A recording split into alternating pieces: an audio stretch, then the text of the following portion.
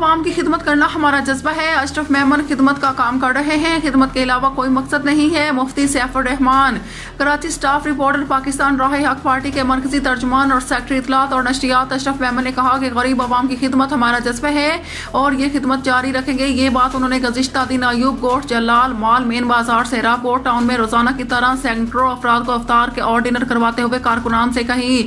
اس موقع پر انہوں نے کہا کہ AWT بہترین کام کر رہی ہے, انشاءاللہ ہر سال اسی طرح یہ خدمت بھی کرتے رہیں گے. اس موقع پر AWT کے چیئرمین مفتی سیف الرحمان بھی موجود تھے. مفتی سیف الرحمان عباسی نے کہا کہ ہم یہ خدمت فی سبیل اللہ کر رہے ہیں, خدمت کے علاوہ ہمارا کوئی مقصد نہیں ہے. اس موقع پر سینکڑوں کی تعداد میں عوام الناس موجود تھی. عوام الناس کے لیے بہترین انداز میں روزانہ افطار اور ڈنر جاری رکھنے پر اشرف میمن اور مفتی سیف الرحمان نے موجود کارکنوں کو خراج تحسین بھی پیش کیا.